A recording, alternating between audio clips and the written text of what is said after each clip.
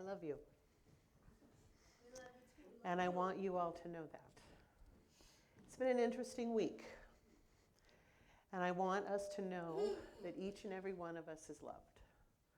I love you all very dearly. And we are a spiritual community. Not only are we a spiritual community, but we are a loving community. And so I spent this week pretty much in contemplation and reflection and truly thinking about what I could say to all of you this Sunday, because I wanted to speak from my heart, which I pretty much do. I try to do every Sunday. But I knew that this Sunday was a special one. It's special to me. It's special to all of you. And so what I want to do is I want to tell you a story. And I would like this today, instead of me teaching you, you teach me. So I want to read you a story. As I light the light of healing, that we set that intention, each of us in our own way, of knowing what our own healing looks like. And it is individual and it is personal. But I would like to read this to you this morning. It might be a familiar story, but I think it has a great message to all of us. Piglet, said Pooh. Yes, said Piglet. I'm scared, said Pooh. For a moment there was silence. Would you like to talk about it? Asked Piglet, when Pooh didn't appear to be saying anything further. I'm just so scared, blurted out Pooh. So anxious because I don't feel like things are getting any better. If anything, I feel like they might be getting worse.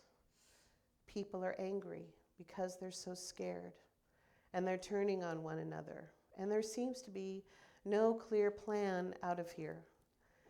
And I worry about my friends and the people I love. And I wish so much that I could give them a hug. And oh, Piglet, I am so scared. And I cannot tell you how much I wish it wasn't so. Piglet was thoughtful as he looked out at the blue of the skies, peeping between the branches of the trees in the 100-acre wood, and listened to his friend. I'm here, he said simply. I hear you, Pooh, and I'm here. For a moment, Pooh was perplexed.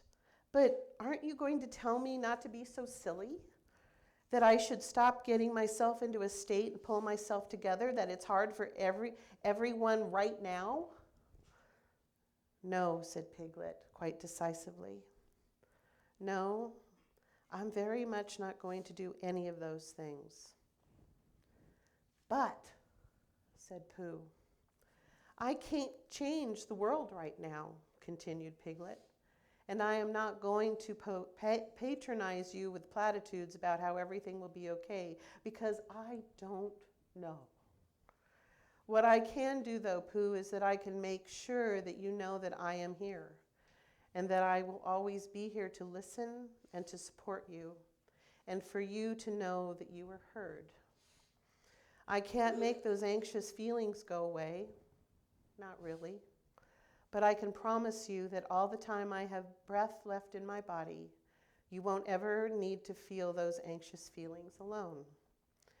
And it was a strange thing, because even as Piglet said that, Pooh could feel some of those anxious feelings start to loosen their grip on him, and could feel one or two of them start to slither away into the forest, cowered by his friend, who sat there stoically next to him. Pooh thought he had never been more grateful to have Piglet in his life.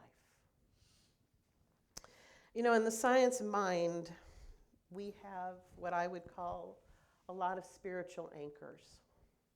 And one of the spiritual anchors, or actually several of the spiritual anchors that we have, is a list of things called what we believe. And I want to read to you a couple of them. It says, we believe in the individualization of the Spirit in us, and that all people are individualizations of the one Spirit. That is us. We are part of this divine. We are part of this divine energy. We are always connected to it, and we are never separate from it.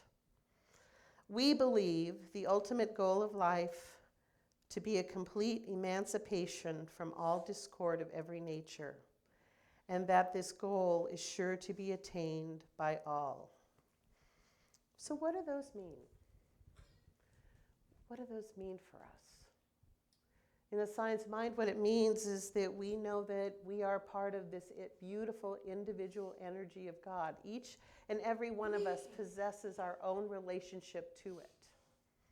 And in that relationship, we also know that we can't be separated from it unless we choose to be. And how we choose usually to be separated from us is from what is going on in the outside world.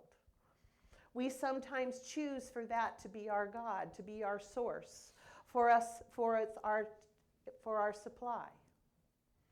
What happens is we get totally sucked into whatever vortex that is, and we decide that that's the truth, and that's what our God is. Our God is love. Our God is not manipulation. Our God is truth. And our God is most of all, as I said, love. It won't ever hurt us. Even though we see ourselves struggling sometimes with trying to find out why or what or how. We just don't ask. We just know. What we know is that God is present here and there, and whatever is going on in the outside world, it is right there in the center of it, because love has to be right in the center of all that is. And that's what we believe. What happens is we get into our egos. And what egos are is edging God out.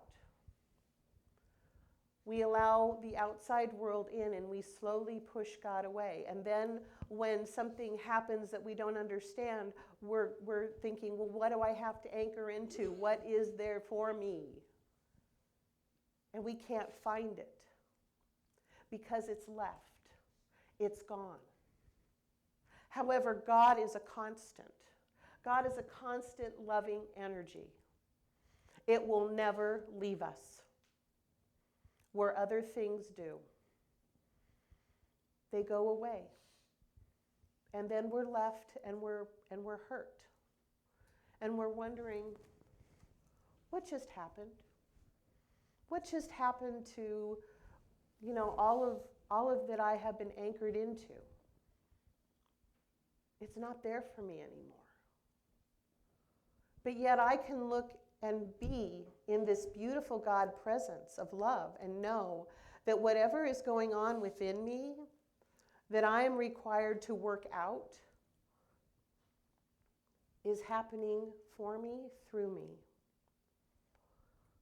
Yesterday I had a membership meeting. It was great. We had a really wonderful class. And there were some words that came up. And so I'm going to invite you into a conversation of words. And what those words are is, what are the words right now that are activated in your life? And I want to invite you to a process of how to distill those words down. What are the words that you are using, or what are you hearing? What is it that is creating anxiety or feeling lost or feeling abandoned even? So we take those words, we take each and every one of those words. And if you want to, I invite you to get a thesaurus. And you start at the top. And write as many words as you have right now in your heart down. And then you take each word and you funnel it down and funnel it down and funnel it down until you can't do it anymore. What is the one word that will be left? It'll probably be love. Because what happens in that process is you and me as well, I have done this week, as I look at the words that I have been using to find the words. And I've looked at each one and said, what is its meaning in my life? And what is its action in my life? And then I look to my heart and I say, what am I feeling? And why? And what I understand is that I am learning. I'm a student, like all of you this morning. We're all learning something new and different. And we've all been invited to this conversation of transformation. And it's uncomfortable, whether it went good or bad, or even ugly. But we have been invited to this conversation as a human existence. And so what it is, it's up to us to really look and reflect at what is operating, what is really going on.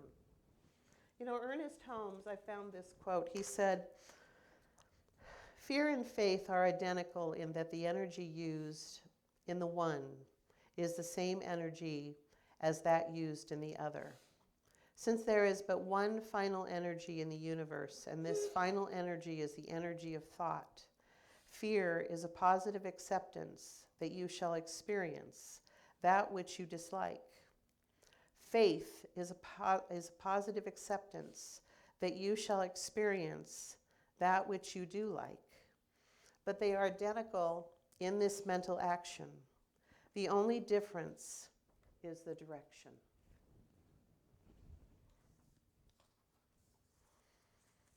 So what direction have we felt we've been in this week?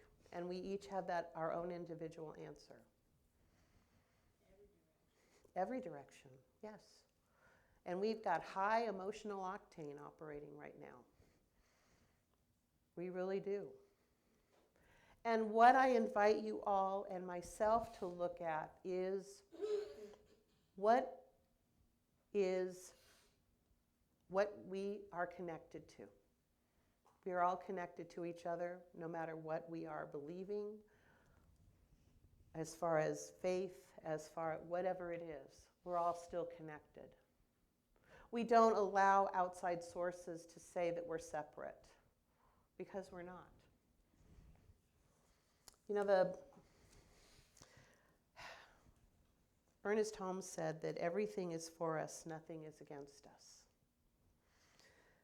And the positive mindset that we go to, and I am not instructing a spiritual bypass. What I'm asking you to do is approach it head on and look it right in the eyes and say, this is what's going on. The positive mindset about that is that this statement encourages a positive outlook on life, seeing challenges as a potential stepping stone rather than obstacles. It is divine alignment, where it aligns with the idea that we are connected to a higher power, referred to as infinite intelligence, which is always working for our highest good. Focus on the good. By actively focusing on the positive aspects of life, we attract more positive experiences. What has your experience been this week?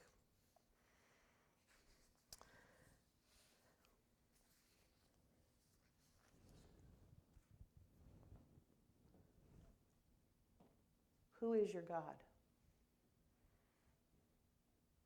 Who is your God? Are you allowing outside sources to be your God? Your source and your supply? Are you allowing that to spiritually nourish you. Ask your heart, is this what fills me? And I understand that there are things that we want to do, and we obviously, there is a, when stuff that we feel that we can no longer control, there is a grief, there is a bereavement. But I ask you, were you really in control in the first place? No. Yeah. Were you really in control in the first place? Right. So what is it that we want to control within us or on the outside? How can we make things better that appear like they're dire? We can start from within and we can work outward. Gandhi said we can change the world, and we can. We can start within and then we can work on a local level. We can do things to change the world, but the first thing we have to do is change our attitude. We have to change our attitude. And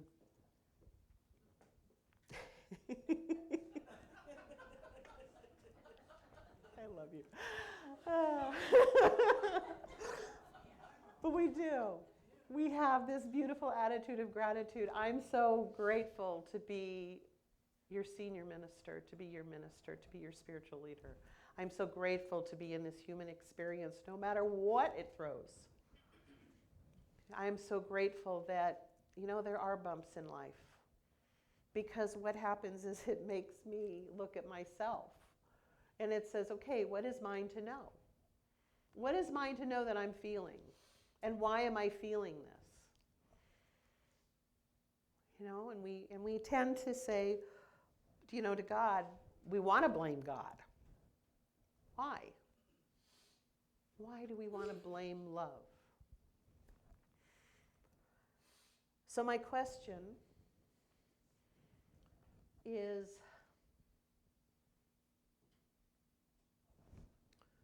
what feeds you? What feeds you? What God speaks to you? What feeds you? Is it outside sources that feed you and eventually disappear?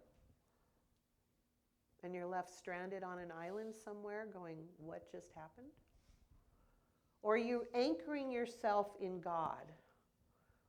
In the God of your understanding that is always there 100% of the time.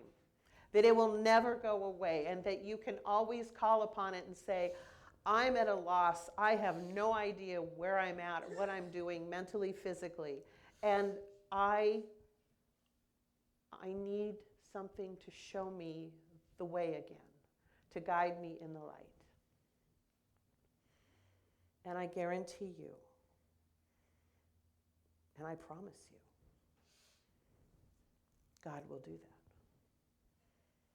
Just trust. Trust in God with all your heart. And whatever is going on within you right here and right now